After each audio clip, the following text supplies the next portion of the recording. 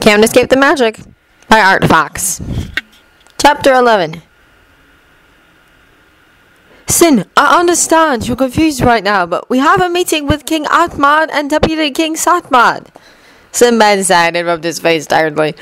Oh yeah, those two. Yes, those two. Now, let's go, or we'll be late. Jafar held the hotel door open. Fine. Sinbad reluctantly got up and froze. But what about Sinna and Noct? We can't leave two kids alone, especially with Sinna's health right now.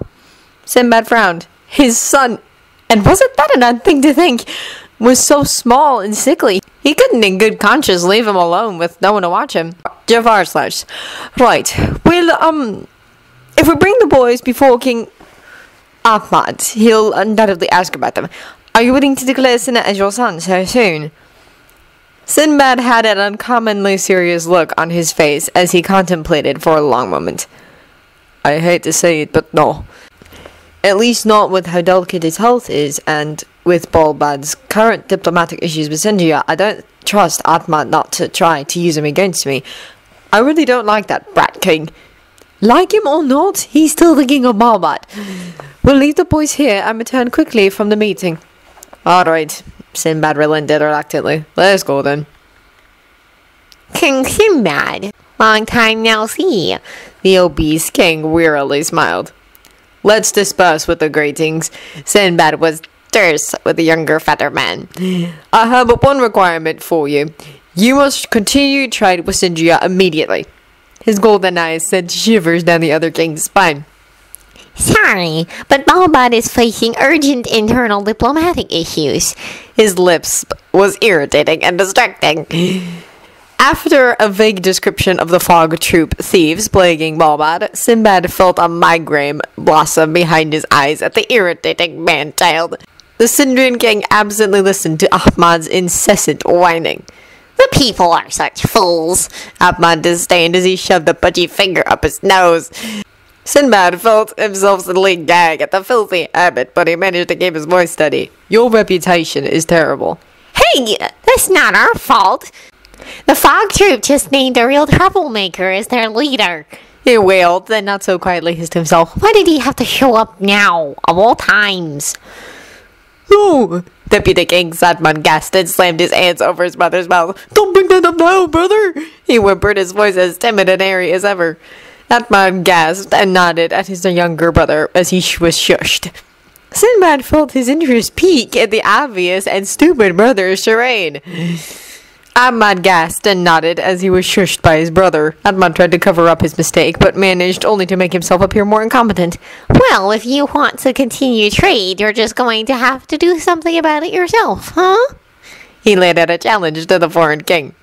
Oh yeah! Sinbad rose. His eyes were flat and humorless. His dagger glinted brightly as he held it and flashed as he stabbed it in the expensive table before him.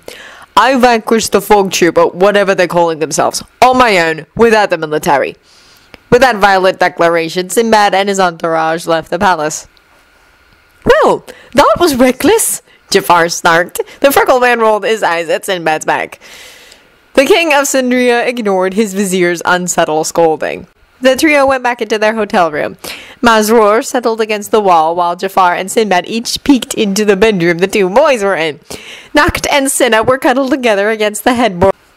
Both were snuggled in the luxurious blankets and their silver and violet tresses tangled together against the fluffy pillows.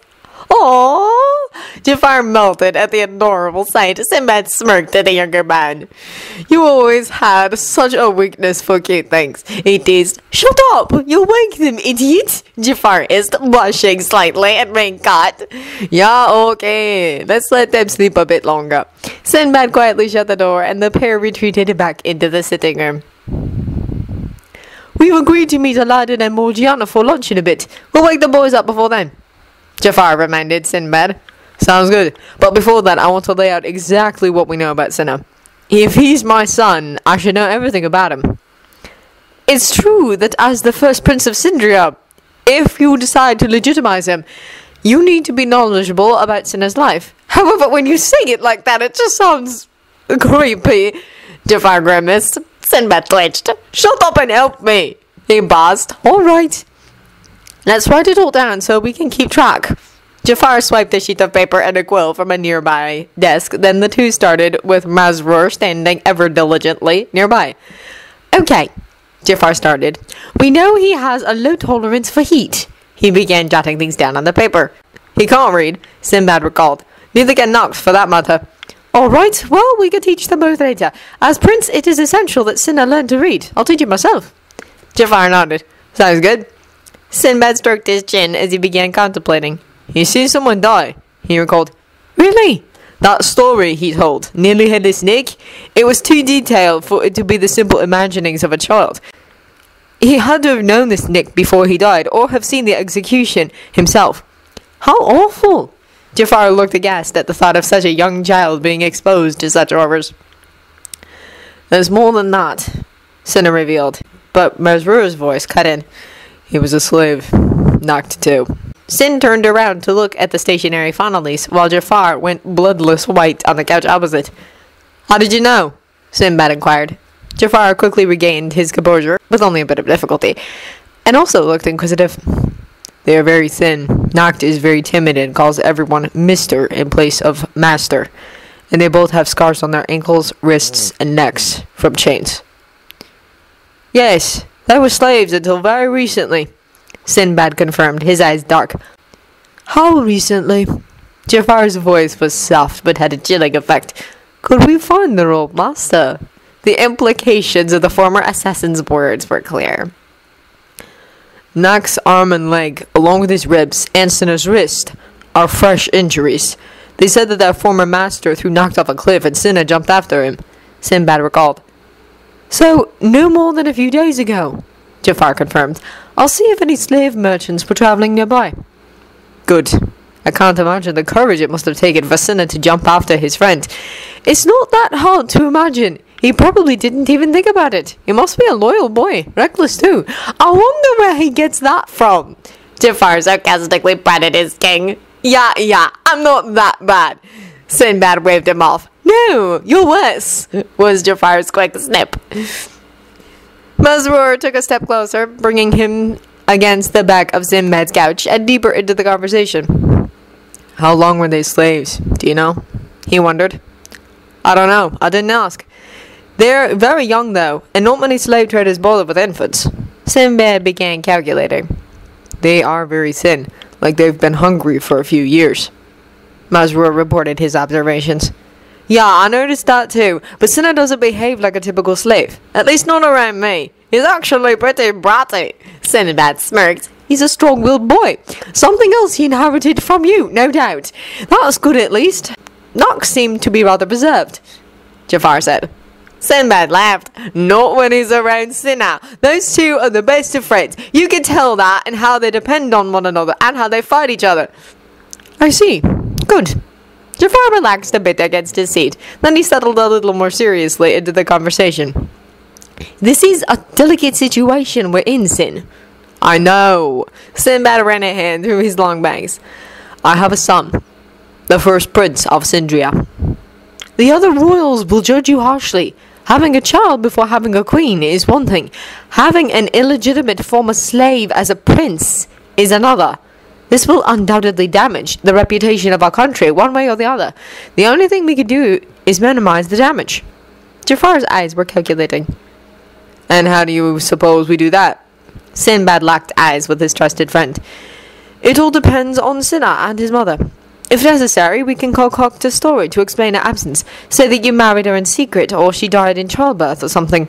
I could come up with any number of excuses, and it would probably be best if we hid Cinna's past as a slave from the nobility. They would use it against him, Cinna acknowledged. Without a moment's hesitation, Jafar confirmed. Grey eyes absently checked out the nearby window. It's about time to go. Let's wake the boys up. The young man stood a brushed non-existent dirt from his robes. All right. Cinna's clothes are still drying in the bathing room. Masrur, can you grab them? Sinbad also rose to his feet. Sure. The Fonalise disappeared through the nearby ornate door. The bedroom door squeaked as the trio of men quietly entered. Sinbad looped around the bed to the side Cinna was closer to. The king began gently shaking his shoulders. Cinna, wake up. He leaned down to murmur into the boy's ear. Cinna's green eyes fluttered for a moment, then opened sleepily. Green met gold, as Sinbad smiled charmingly at the little boy. Oh! Sinbad fell out of his butt, holding his bloody, aching nose. Cinna pulled his foot back to him and scuttled to the headboard. What the heck? Creepy old man, don't sneak up on me! The boy blanched when he discovered he was naked beneath the towel he was bundled in. Ah! Where are my clothes? What did you do, dirty old pervert? I am not a pervert, Sinbad gasped through his bloody nose. Jafar was collapsed in a corner on the floor in not-so-silent hysterics. It was rare that anyone managed to injure Sinbad, and it was a child at that. He was enjoying his king's fall from grace with great satisfaction. Noct was quickly woken up in all of the commotion and began clinging desperately to Cinna. Cinna, you're okay! He sobbed, hanging off the other boy's towel-covered shoulders. Masrur stood back stone-faced, holding Cinna's dry clothes. He watched the chaos unfold around him calmly. Cinna! Cinna! Noct squealed happily. His grip tightened around Cinna's neck. Let go! Can't breathe! Cinna wiggled to get free. In his bid for freedom, Cinna's towel slipped loose and fluttered from his shoulders to his hips. His back and chest were exposed, along with all of his scars. Jafar's giggle cut off with a wheeze. Masrur, already still, froze even more. And Sinbad stood slowly from his crouch, his chin dripping with blood as he took in the multitude of silvery scars on the boy's body. His golden eyes were wide with horror at what he saw.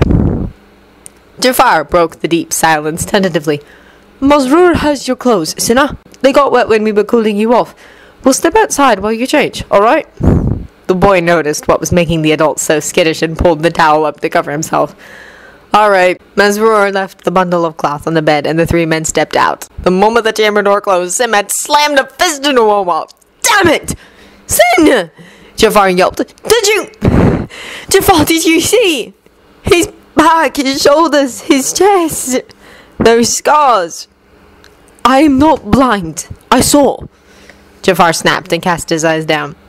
The three stood in silence, Sinbad shaking in repressed rage at whomever hurt his son. His son. Like a surprise blow, Sinbad could fully acknowledge to himself, I'm a dad. He was a father. He had a son, a little boy. He had to admit he was a bit batty and a little mouthy, but that only proved even more so that he was Sinbad's progeny. He recalled his own father, his resolve, his kindness, his strength of character. He wanted to be such a person. He wanted to be to Cinna what his father was to him. A pillar of strength, a mass of warmth to snuggle with, a friend, a confidant, a father. The king of Sindria thought of his son. His son. A boy who had already been through so much in so little time. A little boy who even now did not truly know that his father was right outside the door. At that thought, Sinbad felt a little nauseous. What if Cinna rejected him? What if he hated him? What if he demanded to know where Sinbad was all his life? Sinbad felt the blood vanish from his face so quickly he felt lightheaded. A boiling mass of guilt and fear raged in his gut, but he had to deal with first things first. After lunch, contact your network. I want those traitors found sooner rather than later, he commanded. His assassin, though he was officially retired, Jafar never really gave up his original trade. Immediately knew what his king wanted. I understand. Do you want them handled quickly, or would you rather deal with them yourself? I want to handle them personally. But after the Fog troop is taken care of, capture their former master. I don't care about the rest of them. Just the leader. Have him brought to Balbard and secured discreetly. I'll do what needs to be done after we handle Balbard's issues. As you command. Jafar was very familiar with that steely look in Sinbad's eyes. It was a rare thing, and it never meant well for those it was aimed towards. You don't become a conqueror by being kind, after all. The thick bedroom door eased open. Noct and Cinna were dressed to leave, although Cinna was still fumbling with his turban. Here, let me help. Sinbad wiped the murderous look in his eyes for a kinder one before the boys could see. He knelt and twisted the cloth to collect every violet strand of Cinna's hair. Thanks, Cinna smirked. old man. Sinbad jerked back and slumped forward, depressed at the moniker. Can't you call me something else? Something cooler? Oh, I'm not even old. Let's make our way out now. Jafar amicably smiled at the boys. We're going to meet your other friends for lunch. We don't want to be late. Alright then. Cinna couldn't help but huff at all the dramatics Sinbad was showcasing with his sulking. The small violet head nudged the larger man. Come on, old man, let's go. Act your age. Your very advanced age. He couldn't resist that final jab before following the other two men out of the room, leaving Sin behind. The older man chased after them. Jafar, see how he treats me? Sinbad whined. Oh, I'm seeing it, Sin, and I don't feel sorry for you. Oh man, Jafar!